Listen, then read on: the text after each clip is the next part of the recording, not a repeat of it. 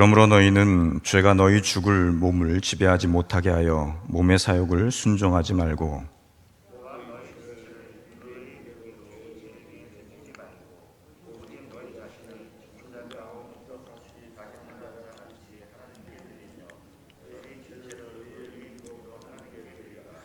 죄가 너희를 주장하지 못하리니 이는 너희가 법 아래에 있지 아니하고 은혜 아래에 있음이라.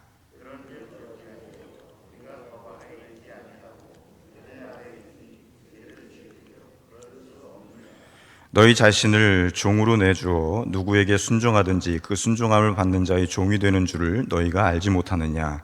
혹은 죄의 종으로 사망에 이르고 혹은 순종의 종으로 의에 이르느니라.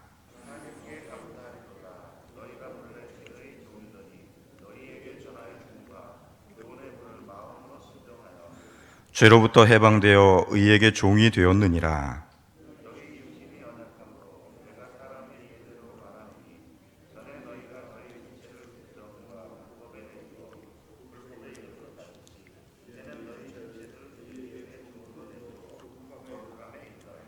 너희가 죄의 종이 되었을 때에는 의에 대하여 자루었느니라.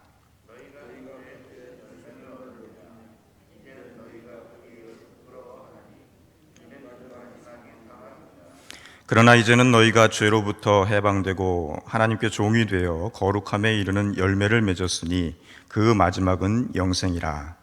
죄의 싹은 사망이요 하나님의 은사는 그리스도 예수 우리 주 안에 있는 영생이라. 아멘. 성경의 구약 39권 그리고 신약 27권 성경의 모든 책이 다 중요하지만은 특별히 이 로마서는 하나님의 말씀의 정수를 보여주는 책이라고 이야기를 할 수가 있습니다. 사도 바울을 통해서 주시는 말씀은 대단히 논리정연하고 치밀합니다. 그래서 2000년이라는 시간의 간격을 뚫고서 우리에게 논리정연한 메시지로 다가오는 것입니다. 살아있는 하나님의 말씀이기 때문에 가능한 일이기도 합니다. 여러분, 로마서 6장은 그리스도와 연합한 인류가 죄에 대해 죽고 새로운 삶, 영원한 생명, 은혜와 구원을 얻는 그러한 내용에 관한 이야기를 담고 있습니다. 은혜와 구원은 우리 그리스도인이라면 누구보다도 잘 아는 주제입니다. 은혜와 구원. 그런데 대개 은혜와 구원에 대해서 폭넓게 이해하지 못하는 경향이 있습니다. 우리는 구원을 죄에서 건져주는 정도로, 또 은혜라는 것은 죄인을 향한 한없는 사랑 정도로만 이해를 합니다. 이는 은혜와 구원에 대해서 대단히 좁은 이해라고 볼 수가 있습니다. 은혜와 의와 은혜는 우리 신분의 변화를 의미합니다. 단순하게 죄에 대해 죄인을 향한 한없는 사랑 정도로만 이야기하는 것이 아니라 우리 모든 삶에 있어서 전인적인, 전체적인 그러한 신분의 변화를 의미하는 것입니다. 이미 우리는 죄에 대해서 죽은 존재라고 그렇게 성경은 이야기를 하고 있습니다. 더 이상 과거의 죄가 우리를 침탈하지 못합니다. 완전히 단절된 것입니다. 교리상으로는 이해가 되는 것 같습니다.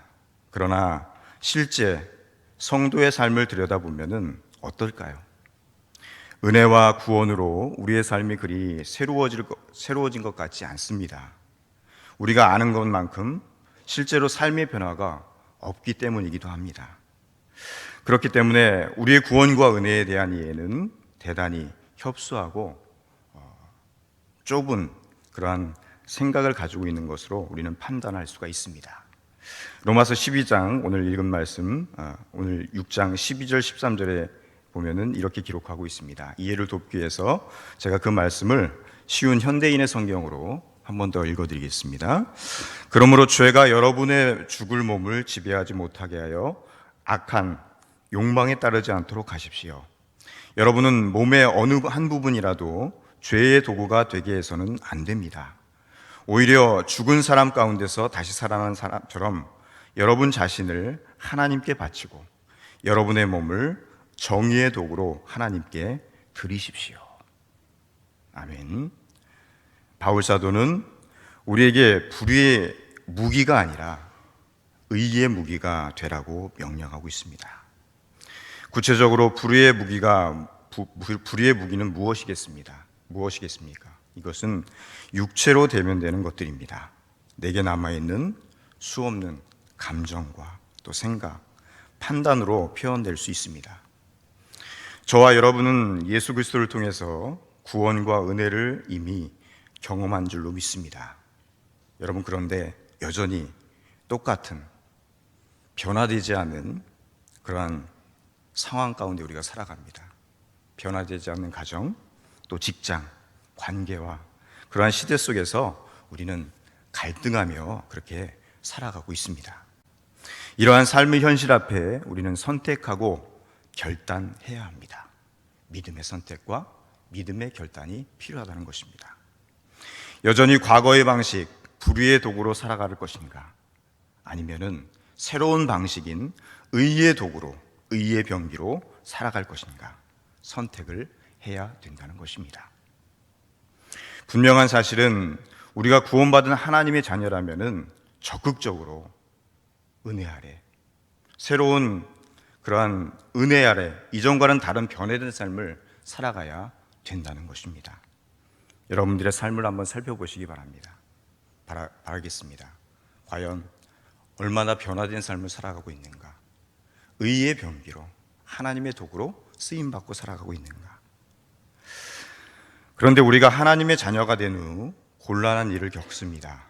사랑하라고 배웠는데 마땅히 사랑할 대상이 없는 것입니다.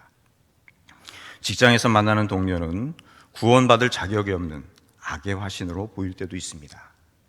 또 지독히 고집센 배우자, 함께 살고 있는 그 배우자는 결코 사랑할 대상으로 보이지 않습니다. 그래서 우리가 잘 하는 이야기가 있죠. 저 왼수. 그런 얘기를 하지 않습니까? 세상과 시대는 결코 달라질 가능성이 없어 보입니다. 그것이 바로 우리가 살아가고 있는 삶의 현실입니다. 또 어떤 분은 이렇게 얘기합니다. 목사님, 말씀대로 살아보려고 했는데 잘 안 되더라고요. 힘들더라고요. 이게 성도로 살아가는 우리의 솔직한 고백입니다. 이때부터 성도는 말씀에 대한, 하나님의 은혜에 대한 저항감이 생겨납니다. 그리고 쉽게 포기하는 경향이 있습니다. 하지만 절대 그러서는 안 된다고 14절은 이렇게 우리에게 명령하고 있습니다. 죄가 너희를 주장하지 못하리니 이는 너희가 법 아래에 있지 아니하고 은혜 아래에 있음이라. 율법 아래에 있지 않고 우리의 삶은 하나님이 주시는 은혜 아래에 있어야 된다는 것입니다. 그렇게 살아가라는 것입니다. 여러분, 이미 성도는 은혜 아래, 새로운 신분 아래 거하는 자들임을 믿습니다. 새로운 신분은 새로운 질서를 요구하는 것입니다. 이스라엘의 초대 왕이었던 사울을 우리는 잘 알고 있습니다. 그리고 그 뒤를 이었던 2대 왕 다윗을 우리는 잘 알고 있습니다. 그들의 삶을 살펴보면은 이들의 공통점은 사무엘 선지자를 통해서, 즉 하나님으로부터 기름 부음을 받은 자, 왕으로, 이스라엘이라는 한 왕으로 뽑힌 자들이었습니다. 그런데 이들의 결말은 판이하게 다릅니다. 사울은 평생 질투의 대상이었던 다윗을 잡는데 혈안이 되어서 평생을 바칩니다.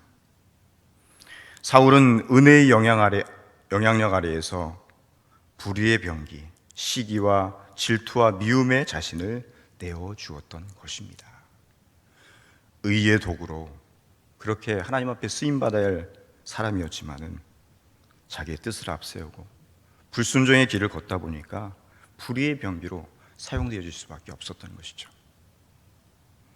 하나님께서 사울과 그를 선대하는 다윗을 통해서 제지를 가했지만은 그는 아랑곳하지 않았습니다. 갖은 핑계를 대면서 하나님의 말씀에 불순종합니다. 한편 다윗은 어땠을까요? 다윗은 기름 부은 자마다 이스라엘 왕으로 추대되지 않았습니다. 그는 목동으로, 도망자, 망명자로 살아갑니다. 그렇지만 그의 현실 속에서, 삶의 현실 속에서 하나님 앞에 의의 무기로 자신을 드립니다. 우리아의 아내 바세바를 범하고 이를 은폐하면서 불의의 병개가 되는 순간에도 그는 은혜 아래 있었기에 하나님은 나단 선지자를 통해서 그를 돌이키게 하십니다.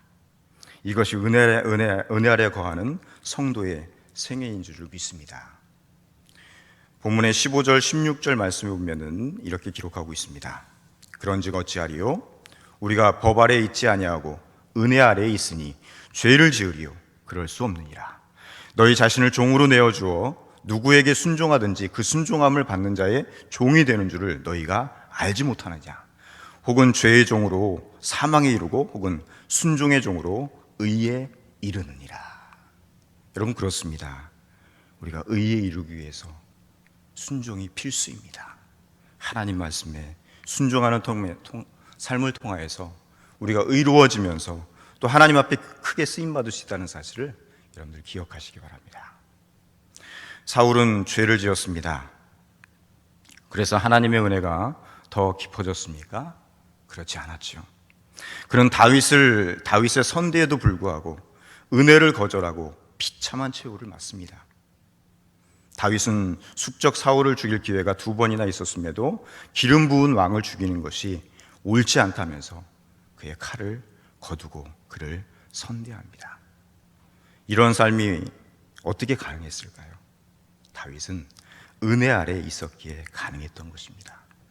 은혜 아래에 있었기에 사울에 대한 분노와 억울한 마음, 악을 악으로 갚아야 하는 죄의 영향력 아래에서 다윗은 바로 자유를 누리는 삶을 살아갔던 것입니다. 죄로부터 자유로웠던 것입니다. 17절 18절 말씀입니다. 하나님께 감사하리로다. 너희가 본래 죄의 종이더니 너희에게 전하여 준 바 교훈의 본을 마음으로 순종하여 죄로부터 해방되어 의에게 종이 되었느니라. 여러분, 사울은 죄의 종의 길을, 그러나 다윗은 의의 종의 길을 걸어갔습니다. 마침내 사울은 왕좌에서 내려오고 다윗은 새로운 은혜의 시대를 열어갑니다.